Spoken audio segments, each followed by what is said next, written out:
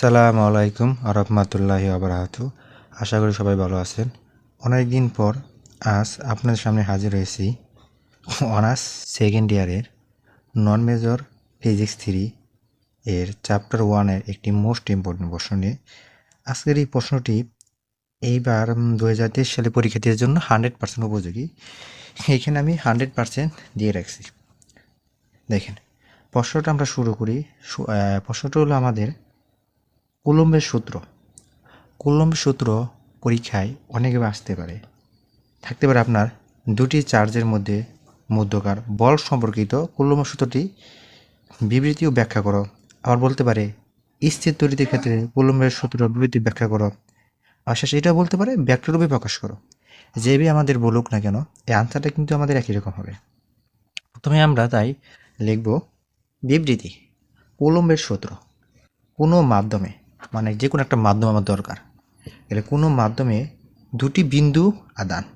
এই দেখো, এটা কিন্তু আমার একটা যে আদান, এই যে এখানে একটা Q1 একটা আমার আদান, আর এই পাশে একটা Q একটা আদান, আর মাঝখানে আমার এই আরটা কি তার দূরত্ব বোঝাইছে, অর্থাৎ এই Q1 থেকে Q2 দূরত্ব।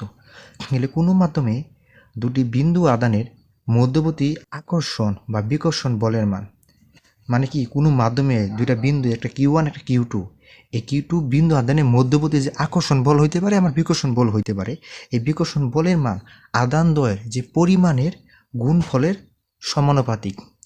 কি বলা হয়েছে? কোনো মাধ্যমে দুটি বিন্দু আদানের মধ্যবর্তী আকর্ষণ বা বিকর্ষণ বলের মান আদান দ্বয়ের পরিমাণের গুণফলের সমানুপাতিক এবং এদের মধ্যবর্তী দূরত্বের বর্গের ব্যস্তানুপাতিক। এটা আমার কুলম্বের সূত্র। এটা আমার এবার লিখতে হবে, এবারে মুখস্থ করতে হবে।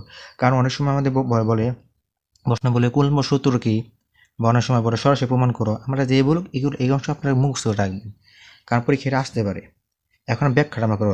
দেখেন ব্যাখ্যা, মনে করি Q1 এবং Q2, এই যে Q1 এবার সে Q1 এবং Q2 দুটি বিন্দু আদান আর দূরত্বে অবস্থিত। এই যে তাহলে এই যে Q1 এবং Q2 দুটি বিন্দু আদান আর দূরত্বে অবস্থিত। তাহলে এই যে এখানে একটা Q1 একটা আদান, এবার সেটা Q2 আদান। এটা কি আমাদের কি মানে কি ব্যবধান অবস্থিত? আর দূরত্ব, অর্থাৎ এই কিউ থেকে এই Q2 দূরত্ব হলো আমার আর ব্যবধান। আবার এই আমরা যদি এই Q2 থেকে যদি এই পাশে Q1 ধরি, দূরত্ব হলে কত হবে? আর হবে। আমি যেভাবে ধরি না কেন, দুইটা দূরত্ব কী হবে? আর হবে। তাহলে যে Q1 এবং Q2 দুটি বিন্দু আদান আর দূরত্বে অবস্থিত, মানে এক অপর থেকে আর দূরত্বে অবস্থিত। দুটি আদান যদি এনে কিন্তু সরি, এখানে হলো বলছে যদি আদান দুটির মধ্যকার আকর্ষণ বা বিকর্ষণ বল F হয়, অর্থাৎ এই যে একটা আদান Q1 এই পাশে Q2, এই দুইটার মধ্যে কি আমার আকর্ষণ বল হইতে পারে, বিকর্ষণ বল হইতে পারে। এই আকর্ষণ বিকর্ষণের মান কি হয় যদি F হয়? আমরা F কেন করছি? F হলো ফোর্স হলো ইংলিশ শব্দ। এখানে আমরা ফোর্স থেকে কি করছি? বল ধরছি, আমরা প্রতীকী F ইউজ করছি। তবে আশা করি এটা সবাই জানেন। তবে কুলম্বের সূত্র হতে পাই। এখন কুলম্ব সূত্র আমরা কী পাবো?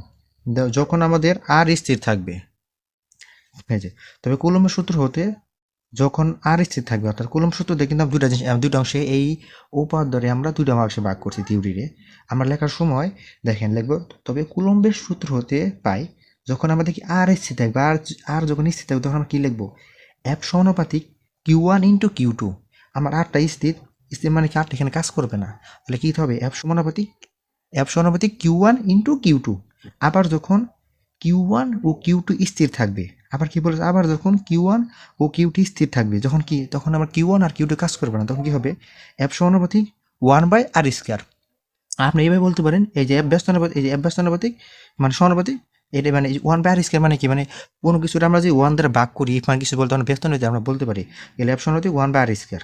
এখন আমরা কি কাজ করবো? পরের লাইনে যদি আর, আগে লাইনে আমরা আর স্থির রাখছিলাম, পরের লাইনে আমরা Q1 আর Q2 স্থির রাখছি, তাহলে এখন আমরা কি সব একসাথে বলবো? এখন যদি আর এটা কমা দিছি আমরা, Q1 ও Q2 পরিবর্তনশীল হয়, যদি আর Q1 ও Q2 পরিবর্তনশীল হয়, যে পরিবর্তনশীল হয় মানে কি, এখানে স্থির ছিল এখানে আর, এখানে স্থির ছিল Q1 Q2, এখন সবগুলোকে পরিবর্তনশীল। যে পরিবর্তনশীল মানে কি, আগের অবস্থা থেকে তারা কি করছে? রানিং করছে। একটা বস্তু, একটা ট্রাক বা গাড়ি ধরা স্থির ছিল, এখন এটা কি চলতে শুরু করছে, মানে আর তার স্থান থেকে কি পরিবর্তনশীল হয়েছে, অন্যদিকে চলে গেছে। তাহলে আমরা সেই সবগুলো এখন ইউজ করতে পারবো। তাহলে অ্যাপ থাকবো, আমরা এই দু জায়গা থেকে অ্যাপ নিতে পারবো। সমানুপাতিক চিহ্ন আসলে নিলাম। এখন আমরা কি করি যে Q1 ঠিক থাকবে, এই যে Q1টা আমরা 1-এর সাথে গুণ হয়ে যাবে, কি হবে? Q1 Q2 আর নিচে আর স্কয়ারটা থাকবে।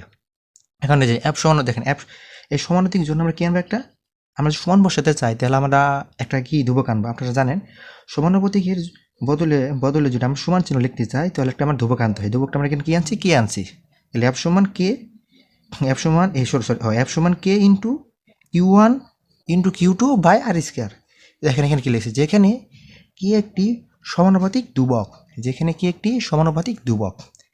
কে হলো যে কোনো মাধ্যমের বেদনযোগ্যতা, যে কোনো মাধ্যমের কি বেদনযোগ্যতা, যেখানে কে এর মানটাকে দেখেন কে সমান 1/4, কে সমান 1/4 পাই epsilon not. 1/4 pi epsilon not. আমরা যখন 9-10 একটা সূত্র গেছিলাম না, ওই যে কুলম্বের সূত্র, এফ সমান C into Q1 Q2 by ওই যে ডি স্কোয়ার বা আপনার আর স্কোয়ার, যখন আমরা শিখছিলাম তখন কিন্তু আমাদের এই যে 1/4 এই যে 4/7 ছিল, তখন কী ছিল, ওই যে সি ছিল, তখন সির একটা মান কী ছিল 9 × 10⁻⁹। এখন আমাদের কি ধরেন বিজ্ঞানটা আধুনিক হয়ে গেছে, তো এখন ওই সিটা ইউজ করেন, এখন এটা ইউজ করে যে 1/4/7। এর মানটা কি ছিল 1/4/7। আমি যদি এটা রেখে দেখে আমরা বুঝে দিতাম তাহলে সময় একটু বেশি লাগতো আপনাদের তাড়াতাড়ি বোঝানোর জন্য, আমি নোট খাতা থেকে বুঝে দিতেছি। এখন ধরুন পরে এখানে কি লাগতেছে, আমরা এই যে পরে যে এর মানটা এখানে বসিয়ে দিয়েছি আমরা, অর্থাৎ কি এই যে আমাদের এই পাশে যে এখানে কি ছিল, যে এফ সমান কে, কে এর মানটা এখানে কি পেয়েছি 1/4/7। অর্থাৎ কি এই মানটা আমরা এই যে এখানে বসিয়ে দিব, এই যে ঠিক রাখবো, শুধু কে এর মানটা এখানে বসিয়ে দিব যে 1/4/7 into Q1 Q2 by R square. তাহলে এই যে আমরা এখানে কাজটা করি, এই যে এখানে সুতরাং অ্যাপ এর মানটা বসিয়ে দিলাম 1/4/7 ইন্টু Q1 Q2, মানে এই কিন্তু Q1 Q2 গুণাকার আছে, Q1 into Q2 by R square. এটাই কুলম্বের সূত্র, যা দুটি বিন্দু আদানের আকর্ষণ, যা দুটি বিন্দু আদানের আকর্ষণ বা বিকর্ষণ বলের মান নির্দেশ করে। এই লাইনটা না লিখলে হবে, আপনারা শুধু এটা লিখতে পারেন, এটাই কুলম্বের সূত্র। এটা লিখে দিলে একটু ভালো হয়, একটু সৌন্দর্য হয়, যা দুটি বিন্দু আদানের আকর্ষণ বা বিকর্ষণ বলের মান নির্দেশ করে। এখন প্রশ্ন যদি আমাদের শুধু বলে কুলম্বের সূত্র বিবৃতি প্রমাণ করো, তাহলে এই অংশটা এতটুকু দিলে হইব। যদি আমাদের বলে ভেক্টর রূপে প্রকাশ করো, তখন কিন্তু আমাদের এই দ্বিতীয় অংশটা করতে হইব। তখন আমরা কি লিখবো, লিখে নিলাম দ্বিতীয় অংশ, হ্যাঁ যে কুলম্বের সূত্রের ভেক্টর রূপ। কুলম্ব সূত্র কি ভেক্টর রূপ, তখন আমাদের কি করতে হবে, আমাদের দ্বিমাত্রিক যে স্থানীয় কাঠামো ওটা বেশ করতে হবে। যে দ্বিমাত্রিক কাঠামো আমরা ইউজ করছি, স্থানীয়কে যাই, এবার আমরা কি ধরছি ওয়াই, এবার আমরা ওয়াই অক্ষ, এটা জেড এক্স অক্ষ, এটা জেড অক্ষ। আর কি করছে, এই যে এই পাশে দেখেন আমরা Q1 আছে, এটা আসলে আপনি যদি আপনার পরীক্ষার সময় পেন্সিল দিয়ে করবেন, যদি এখানে খাতা পেন্সিল দিয়ে করা হয় তাহলে আসলে ভিডিওতে বোঝা যায় না, এর কারণে আমরা কলম দিয়ে এগুলো করে নিয়েছি দেখেন। আর আপনারা স্কেল দিয়ে হাত সুন্দর করে করবেন, এটা আসলে হাত দিয়ে করা হয়েছে। এটা Q1, এটা Q2, বুঝতে পারছেন না, Q2 আর এই যে এইখান থেকে আমরা যে করছি দেখেন, এইখান থেকে আমাদের এই যে Q1 দিকে একটা রেখা গেছে, এই যে চিহ্ন রেখা দিয়ে এদিকে চিহ্ন গেছে, এটা হলো R1 ভেক্টর। আবার এইখান থেকে Q2 তে একটা রেখা গেছে, এটা ধরছি আমরা R2 ভেক্টর। আর আবার Q1 থেকে Q2 গেছে, এটা কি সম্পূর্ণ আমরা কি ধরছি আর ভেক্টর, কারণ এই দেখেন এই দিকে গেছে আমার R1 ভেক্টর রূপে ভাগ আকারে, না R1 ভেক্টর দিকে গেছে, আর এদিকে গেছে R2 ভেক্টর আকারে। অর্থাৎ টোটাল কিন্তু আমরা আমরা আর সমান কি বলতে পারি, আর ভেক্টর সমান R1 যোগ R2, যেটাই বলতে পারেন। এখন তো এটা আমরা লিখছি, তো লিখলাম। পরে এখন আমরা কি যে ভেক্টর রূপে প্রকাশ করবো যেহেতু আমরা, তাহলে লাগবে অ্যাপের উপর আমরা কি ভেক্টর চিহ্ন দিব। অনেক সময় বই দেখবেন আপনার অ্যাপটা ভোল্ট বা মোটাকালি আকার লেখা থাকে, মানে ভোল্ট মোটাকালি মানে কি ভেক্টর আছে, কিন্তু আপনারা যদি ওই রকম ভাবে অ্যাপটারে ভোল্ট আকার লেখেন, মোটা করে কালিতে লেখেন, তাহলে কিন্তু আমাদের এরকম আপনার জিল পেন আবার ইউজ করবেন না, কিন্তু মানে এই কলম দিয়ে ইউজ করবেন। তো তখন ভেক্টর চিহ্ন না দিল, কিন্তু আপনারা যদি শুধু অ্যাপ লেখেন ভেক্টর চিহ্ন না দেন, তখন অঙ্ক তো হইব না। এত কষ্ট করে একটা থিওরিটা লিখলেন, যদি না হয়তো কিরকম হয়, ভেক্টর চিহ্ন দিতে হইব। তাহলে অ্যাপ ভেক্টর, এই যে আমরা এইটা শুধু যাই, এটা আমরা কি ভেক্টর প্রকাশ করবো, তাই কি অ্যাপ উপরে কি দেবো, অ্যাপ লেখার পর যাই ভেক্টর চিহ্ন দেবো, তার সমান থাকবে এই পাশে যে 1/4/7 থাকবে। তারপরে এখানে আছে Q1, এই যে Q1 ইন্টু Q2 বাইরে আছে, Q1 কিন্তু আর আছে, সবই ঠিক আছে। শুধু আমরা এখানে কি কাজটা করছি, এই মানটা পুরোটা আমরা লিখছি, শুধু অ্যাপের উপরে কি আমার ভেক্টর চিহ্ন হয়েছে, আর এটার মধ্যে কিছু মানে যা আছে তা সুন্দর বসে রয়েছে। শুধু এই পাশে একটা কি দিচ্ছি আমরা আর ক্যাপ বসিয়ে দিছি, এটা ভেক্টর প্রকাশ করার জন্য লাগছে। এখন দেখেন এই বাম পাশে যা আছে তাই অ্যাপ ভেক্টর, এই পাশে যা আছে তাই রাখছি, এই যে 1/4/7 ইন্টু, এই যে ইন্টু আমার ধরছি, ইন্টারেকশন আসলে দিলেও হয় না দিলে হয়, Q1 into Q2 by R square. এখন দেখেন এই যে এবার সামনে রাখছি নোটটা, এই যে আমার কি আর ক্যাপ সমান মানে কি R vector by modulus R vector by modulus কি আর ভেক্টর। দেখেন এখানে কি করা যায়, দেখেন এই যে এখানে আমরা কিরকম করে রাখছি, দেখেন আর ক্যাপের জায়গায় আর ক্যাপ ঠিক থাকে, এখানে আর ভেক্টর যে আর ভেক্টর, দেখেন এই যে মডুলাস কেন দিয়েছে, আমার আর ভেক্টর জানি ঋণাত্মক না আসে, ঋণাত্মক না আসে এখানে মডুলাস কি করেছে, গেলে আমরা মডুলাস আর ভেক্টর যে কথা আর ভেক্টর একই। দেখেন মডুলাস আর ভেক্টর যেরকম করি দেখেন, যখন আমরা মডুলাস আর ভেক্টর করবো কিছু এখানে কি বলছি আমরা মডুলাস আর ভেক্টর, তখন কিন্তু এখানে শুধু আর থাকবে আমাদের, তখন কিন্তু যে এটা না যে মডুলাস আর ভেক্টর যে কথা আর শুধু আর ভেক্টর একই কথা না। মডুলাস মানে কি, মডুলাস আর ভেক্টর মানে কি একটা খেয়াল করে দেখেন, এখানে আর ক্যাপ সমান কি আর ভেক্টর, এর উপরে কিন্তু ভেক্টর কথা বলছি আমি, আর মডুলাস আর মানে কি আর ভেক্টর না, আর ভেক্টরের মান এটা মডুলাস মানে যে আমরা যার উপরে মডুলাস করলাম তার মান বসাতে হবে এখানে আমাদের, আর ক্যাপ সমান R vector by modulus R vector. এখন দেখেন আর ক্যাপ এখানে রাখছি, আর এখানে আর ভেক্টর জায়গায় আর ভেক্টর রয়েছে, এখানে যে মডুলাস আর ভেক্টর মানে কি আর ভেক্টরের মান আর আর রাখলাম। এখন আমরা এই যে এখানে কি আছে আর ক্যাপ ছিল, এখানে দেখেন এখানে আবার শুধু কি আছে আর, এই যে আর ক্যাপ, তাহলে এই আর ক্যাপের মান আমরা এখানে পাইছি না, এই যে আর ক্যাপ সমান কি আর ভেক্টর বাই আর, এই মানটা এখানে বসিয়ে দিন এই যে আর ক্যাপের জায়গায় আর ভেক্টর বাই আর। এখন কি কাজ করা দেখেন, এই পাশে যা আছে আমরা তাই রাখলাম, আমরা এফ ভেক্টর রেখে দিছি সমান 1/4 রেখে দিছি, যা আছে তাই রাখছি, মানে এই পাশে বাম পাশে যা আসলে তাই, এই যেখানে 1/4 আছে Q one by Q one into Q, sorry আসলে মোট কথা এই পাশে আমার বাম পাশে যা আছে ভেক্টর রেখে দিছি, এর জায়গায় বসে থাকবো 1/4 এর জায়গায় বসে রয়েছে Q one into Q two by I Q two, দেখেন কিউ ওয়ান কিউ টু আর জায়গায় বসে রয়েছে। তো এখানে একটা কাজ করে দেখেন, এই দেখেন এই আর এখানে আর স্কয়ার এখানে কি আর, অর্থাৎ এই দুটা তো নিচে আমাদের হর দুইটা, তাহলে এই দুটো আমার কি একসাথে গুণাকার গুণ লেখা করা যায় না, তাহলে এখানে আর দুইটা আছে এখানে আরেকটা, অর্থাৎ আর স্কয়ার আর এখানে কি আর আরেকটা ওয়ান আছে, তখন এখানে কি দুটো গুণগুলো কি হলো আর কি হয়ে গেল, আর ওই যে উপরে কি আর ভেক্টরটা আছে না, যে আর ভেক্টরটা এখানে রেখে দিলাম।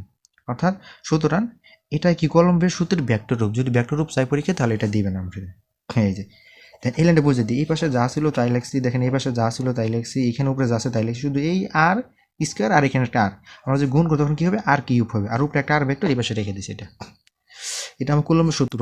আজকে আমরা এই পুরো অধ্যায়টা একসাথে শেষ দিব। দেখেন এটা থেকে আপনারা যে চার্জের কোয়ান্টাম সংখ্যা কি পড়ে নেবেন এটা, আর এই যে আমাদের এই এই চ্যাপ্টার ওয়ান এই কুলম্ব সূত্র কিন্তু এই পরীক্ষার জন্য খুব ইম্পর্টেন্ট। দেখেন এটা কিন্তু আমাদের 3, 6, 10, 9, 19 এবং সর্বশেষ 2021 সালে এসেছে, অর্থাৎ এটা কিন্তু এবার 23 সালে পরীক্ষা দিতে খুবই ইম্পর্টেন্ট, পরীক্ষা 100% ইম্পর্টেন্ট। অর্থাৎ এই অধ্যায় থেকে আর কোনো প্রশ্ন না আসলে এটা পরীক্ষা আসবেই, মানে ভালো করে পড়ে যাবেন এটা। এই অধ্যায় আরেকটা প্রশ্ন আছে, ওটা আমি আপনাকে দেখে দিতেছি। একটা প্রশ্ন আছে, হ্যাঁ মানে আমি একটা ভিডিওতে একটা চ্যাপ্টার বাই বাই শেষ দিয়ে দিব, এই আপনারা আপনার চ্যানেলটা ফলো করে রাখতে পারেন। দেখেন চ্যাপ্টার ওয়ান আর একটা দেখাও যে পরিবাহী গোলকের তলমাত্রিক আদান ঘনত্ব কি সিগমা, এটা চিহ্নটা সিগমার মতো লেখা হয়েছে, এটা আসলে বোঝা যায় না, দেখে নেন। এবং গোলকের ব্যাসার্ধের ব্যস্তনুপাতিক, মানে একটা পরিবাহী গোলকের তলমাত্রিক আদান কি ঘনত্ব সিগমা হয়, এটা কি হবে গোলকের ব্যাসার্ধের কি ব্যস্তনুপাতিক হবে। এই প্রশ্নটা ন্যাশনাল 2012 সালে আসছে, আসলে এটা এই পরীক্ষার জন্য খুব বেশি একটা ইম্পর্টেন্ট না, আবার কি আসতেও পারে বোর্ড, কারণ বলা তো যায় না, অনেক সময় আপনারা যে কলম্বের ওটা পড়ে গেলেন পরীক্ষা এটা দিয়ে দিলে তখন তো বেজাল হবে, এত সূত্রটা কঠিন না সহজে। দেখেন আমার কী করে দেন, মনে করি R1 ও R2, এই যে একটা দেখেন এখানে একটা R1 একটা R2, খেয়াল করে দেখেন তো এই R1 এটা কিন্তু ব্যাসার্ধ, এই যে বৃত্ত এগুলো এটা কিন্তু ছোট এটা কিন্তু বড়, এখানে আমরা এখানে লিখে দিছি দেখেন, এখানে এটা আদানটা কি Q1, এটা আদান কি Q2, এটা আমার ঘনত্ব সিগমা, এটা কি সিগমা 2। এগুলো দেখেন যে মনে করি R1 ও R2 ব্যাসার্ধের দুটি পরিবাহী গোলককে, এই যে বলছে এই যে একটা যে R1 এই যে একটা R2, দুইটা কি পরিবাহী গোলকে, এই ধরেন এই যেটা আমরা দিচ্ছি এটা কিন্তু তার একটা সরু তার চিকন, তাই এরকম ডট ডট এরকম চিহ্ন দিচ্ছে, এই যে এগুলো মনে করি R1 ও R2 ব্যাসার্ধের দুটি পরিবাহী গোলককে একটি সরু ধাতব তার দ্বারা যুক্ত করা হলো, এই যে R1 R2 দুইটা কি আমাদের পরিবাহী কি গোলককে একটা এই যে সরু ধাতব তার দ্বারা কি হচ্ছে যুক্ত করা হলো, গোলক দুটিকে এমনভাবে আদান দেওয়া হলো যার ফলে এদের বিভব কি হবে বি হবে, মানে গোলক দুটিতে এমনভাবে কিছু আদান দেওয়া হলো যে এটা Q1 দেওয়া হয়েছে এটা Q2 দেওয়া হয়েছে, যাদের ফলে এদের বিভব কি বি হবে, বিভব মানে কি বিভব করতে হবে বি। এখন দেখেন এখানে কি হইতেছে যে এখন B1 যে আমরা বিভব বলতেছি 1/4 ইন্টু Q1/R1, দেখেন আমরা কিন্তু এটার জন্য করতেছি, তাই শুধু কি হয়েছে যে B1 আমরা এটা এই দেখেন এখানে R1 Q1 সিগমা 1, এই পাশে কি Q2 R2 সিগমা 2, অর্থাৎ এটা R1 এর জন্য কি এটা সব কিছু হবে কি 1 হবে। এটা এখন এই যে B1 সমান কি, এটা তো আমাদের এই যে কে এর মানটাই, মানে ওই যে ধ্রুবকের মান B1 সমান যে 1/4 আর এখানে Q1 এর জন্য কি শুধু একটা আধান আছে Q1, আর কিছু নাই, আর কিছু থাকলে আর কিছু লিখতাম, যেটা একটা আছে Q1 লিখলাম, আমার ব্যাসার্ধ একটা আছে আর কারণ লিখলাম। দেখেন এখানে তো স্কয়ার হবে না, এটা এরকম কুলম্বের সূত্রে বল না, এটা কিন্তু আমাদের বি, এখানে কি হবে R1 থাকবে, আর এই যেটার জন্য এখানে আমরা করবো যে B2, এটা বেঁকে আমরা কি বিভক্তি করছি যে এরকমভাবে, এই যে 1/4πε0 একই, শুধু এখানে আমার Q1 এর জন্য Q1 হয়েছিল, আর নিচে এখানে ব্যাসার্ধ ছিল R1 R2 হয়েছিল। আর এখানে আমাদের যে এখানে B2 এর জন্য, যে R2 এর জন্য এখানে কি দিয়েছে বিয়োগ করতে হবে, যেটা B1 এটা B2, এখানে এই যে 1/4πε ঠিকই আছে থাকবো, এই পাশে Q2 এর জন্য এখানে আদান Q2, আর এখানে এই যে আমাদের ব্যাসার্ধ R2 আছে, দেখে যে R2। দেখেন ব্যাসার্ধ কি করতে, এই যে মাঝখানে এটা কিন্তু আমাদের ব্যাসার্ধ, অর্থাৎ এই এতটুকু না ব্যাসার্ধ এইখান থেকে। আর যে বৃত্তখণ্ড করছে মানে এখানে দুইটা আমি একটা বৃত্তখণ্ড করছি, এখানে দুইটা বৃত্তখণ্ড করছি, এটা কিন্তু আসলে উঁচু নিচু হয়েছে, আমরা কিন্তু কাটা কম্পাস দিয়ে করা হয় নাই, এটা আপনারা করে নেবেন। এখন দেখেন এখানে Q1 হলো ছোটগুলোকে আদান, এই যে এটা কিন্তু ছোটগুলো, তাহলে এই Q1 হলো কি ছোটগুলোকে আদান, ও Q2 হলো বড়গুলোকে আদান, এই যে Q2 আসলে কি বড়গুলোকে আদান। এখন দেখেন সুতরাং B1 সমান B2, অর্থাৎ B1 আর B2 সমান হয়, যে B2 সমান হয়, তাহলে এই যে B1 এর মানটা কি, এখানে দেখেন এই যে B1 আর B2 সমান, তাহলে এই পাশে যে B1 বলছে গেলে এই পাশে B1 এর মানটা বসে দিলাম, এই যে B1 এর মানটা কি এটা এখানে বসিয়ে দিলাম, আবার এই সমান জায়গায় সমান রাখলাম, এই যেখানে B2 মানটাকে যেটা এখানে বসিয়ে দিলাম। এখন এই পাশেও বাম পাশে 1/4πε0, এই ডান পাশে আছে 1/4πε0, অর্থাৎ ওই পাশ থেকে এই 1/4πε0, এই পাশ থেকে 1/4πε0 ভ্যানিশ হয়ে যায়। কেন ভ্যানিশ হয়, এই পাশে ধরেন এই যেটার সাথে যে Q1 বাই R1 এর সাথে এটা গুণাকার, এই পাশে গেলে ভাগ হলে উপরে নিচে কাটা গিয়ে কী হবে, আমাদের 1 হবে। 1 এর সাথে আমরা যখন যা গুণ তাই থাকবে, তো 1 এর সাথে আমরা এটা গুণ করি এটা থাকবে, ওর সাথে এটা থাকবে, এরকম একই নিয়ম। আপনি বুঝতেই পারছেন আমরা কী বলতে চাইছি। এই পাশ থেকে এই পাশে এটা ভ্যানিশ হয়ে গেল, কারণ এটা এই পাশে যে যায় গেলে গিয়ে গুণাকার সেগুলো ভাগ হয়, ভাগে চলে কি তখন সব কাটাকাটি যে 1 থাকবে, 1 লাগে যে এটা গুণ করে এটাই থাকবে, আর এই পাশে যা আছে তাইতে থাকবো, তাই না? এটা মোট সহজ কথা। এই পাশে বেশি ভ্যানিশ, এটা শেষ। আর এই পাশে কী আছে আমাদের Q1 বাই যে R1 সমান, এটা তো ভ্যানিশ হয়ে গেছে গেলে Q2 বাই R2। এখন আমরা কী কাজ করতে হবে, এই পাশে আমাদের Q1 আছে, আমরা এই যে এই পাশে আমরা কি কিউগুলো একসাথে নেবো, এখানে Q1 থাকবে, এই পাশে আমাদের Q2 আছে, কি উপরে কি আছে দেন উপরে কিন্তু এটা মনোময় একটা 1 সাথে গুণাকার আছে, তাহলে এটা কি এই পাশে গেলে কি ভাগ হয়ে গেল গা, আর এই পাশে যে R1টা কি নিচে ভাগার আছে, এই পাশে গেলে কি উপরে যা কি হলো গুণ হয়ে গেল গা, এই যে 1 এর সাথে গেলে এখানে এটা সমীকরণ 1 ধরছি আমরা, যে Q1 বাই Q2 সমান R1 বাই R2। দেখেন ছোটগুলোকে তলমাটি আদান ঘনত্ব σ1, এই যেটা বলছিলাম আমরা, ছোটগুলো কি ধরছিলাম σ1 ধরছিলাম, আর বড়গুলোকে σ2। ছোটগুলোকে তলমাত্রিক আদান ঘনত্ব σ1 এবং বড়গুলোকে আদান ঘনত্ব কি σ2 হলে, তাহলে ছোটগুলোকে তলমাত্রিক আদান ঘনত্ব σ1 এবং বড়গুলোকে আদান ঘনত্ব কি σ2 হলে। আমরা পরে পৃষ্ঠে যাই। এখন দেখেন এই পাশে আমরা কি করছি, মানে আমরা σ1 এর মানটা লিখে দিই, σ1 এর মানটা গেছে σ1 সমান এই জায়গার মতো যে 1/4πε0 Q1 বাই R1 স্কয়ার, অর্থাৎ ওই যে আমাদের যে কি ছিল যে বিয়োগ করতে হবে ওইটাই ছিল, সিগমা বলার কারণে কি হয়েছে শুধু ওই যে R1 এর নিচে কি স্কয়ার আছে দূরত্বের মধ্যে, মানে আপনারা এটা ওই যে আমরা আগে যে কুলম্ব সূত্রটা পড়লাম অ্যাপ বলটা ওটার সাথে তুলনা করতে পারেন। এলে σ1 into 1/4πε0 into Q1 by R1 square. এখানে আমরা কি কাজ করবো, এই কাজটা গুণ করে দেন, উপর 1 এর সাথে যদি আমরা Q1 গুণ করি কি হবে, Q1 হবে, আর নিচের সাথে যেগুলোর সাথে 4πε0 এর সাথে R1টা গুণ হয়ে গেল নিচে, দেখেন শেষ। একইভাবে আমরা σ2 এর মানটা বের করি যে Q2 বাই 4πε0 R2 স্কয়ার একইভাবে। এখন কি করবো আমরা σ1 রে σ2 দ্বারা ভাগ করবো, যদি ভাগ করি তাহলে এই যে এই পাশে এই মানটারেও σ1 এর মানটারেও σ2 দ্বারা যেটি ভাগ করতে হইব। এখন খেয়াল করে দেন এখানে একটা সঠিক দেন, এটা কিন্তু σ1 বাই σ2 এটা কিন্তু ভাগ করছি, তাহলে এই যে এখানে σ1 এর মান কি যে Q1 বাই 4πε0 R1 স্কয়ার, যে কি যে Q1 বাই 4πε0 R1 স্কয়ার, অর্থাৎ এটা σ1 এই মানটা আমরা ভাগ করছি, এই লাইনটা কিন্তু আমার মেইন ভাগ, এই লাইনটা কিন্তু আমাদের কি মেইন ভাগ। পরে আমরা কি করছি σ2 এর মানটা ভাগ করতে যাই, σ2 σ2 সমান কি Q2, যে Q2 by 4πε0 by R2 square. আমরা সকলে কিন্তু একটা কাজ করতে পারি, দেখেন এখান থেকে আমরা যে এই 4πε R1 স্কয়ার আর এই মোটে আর কাটা যায় না, শুধু 4πε কাটা যায়।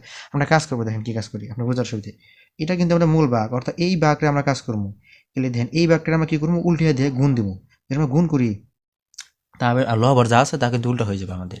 দেখেন কীভাবে কাজটা করি আমরা, খেয়াল করে দেখেন এখানে আমরা এই পাশে যা আছে তাই ঠিক রাখলো। এখন এই যে এটা আমাদের মূল ভাগ, কিন্তু এটা মূল ভাগ বারবার বলতেছি এটা মূল ভাগ ঠিক রাখ, মূল ভাগ কিন্তু সরি মূল ভাগ। তাহলে কি এই যে এগুলো উপরে যা আছে অংশ ঠিক থাকবো আমাদের, যে Q1 এই যে উপরে যা অংশ Q1 বাই 4πε0 R1 স্কয়ার ঠিক রাখলো। এই যে আমার কি মূল ভাগের জন্য কি করুন গুণ দিলাম, যেন গুণ করি ভাগের বিপরীত কিন্তু আমরা গুণ করলাম, যে গুণ করি তাহলে এই পাশে কি যে হরটা ছিল ওটা কি উপরে কি লব হয়ে গেল, আর এর উপরে যে আমার কিছু লবটা ছিল কি নিচে কি যায় কি হবে, এটা হর হয়ে যাবে। তখন এই যে উপরে নিচে যে ফোর ফোর কাটা, পাই পাই কাটা, ইপসাইলন কাটা, অর্থাৎ এই পাশে ফোর পাই ইপসাইলন কাটা, আর এই পাশে ফোর পাই ইপসাইলন কাটা, তো বাকি কি থাকে, কি থাকে এই যে কিউ ওয়ান থাকে লিখলাম, আর নিচে কি থাকে আমরা কিউ টু, এই যে একসাথে লিখলাম, অর্থাৎ Q one by Q two আধানগুলো একসাথে লিখলাম। আর আমার ব্যাসার্ধগুলো উপরে কি আছে আর টু স্কোয়ার, আর নিচে কি আছে আর আর ওয়ান এটা 2 নং সমীকরণ। এখন দেখি এখন 2 নং হতে পাই, এখন 2 নং হতে কি করে দেন, সিগমা ওয়ান আর সিগমা টু আমরা ডাকলাম, আমরা খেলবেন কেন বলছি আমরা এখন 2 নং হতে, এই যে sigma one by sigma two ডাকছি। এখন খেয়াল করে দেন কি জিনিসটা করছি আমরা, এই যে Q one by Q two সমান কি বসেছি আর ওয়ান বাই টু, আমরা এখানে আগে কিন্তু পাইছি, এই যে এখানে দেখেন এই যে Q one by Q two সমান কি R one by R two, অর্থাৎ Q one by Q two জায়গায় আমরা কি বসিয়ে দিব R one by R two মান বসিয়ে দিব। এই যে বসে Q one by Q two ছিল মানটা কি R one by R two বসিয়ে দিলাম। আর এই পাশে বাকি যা ছিল যে R two square by R one square.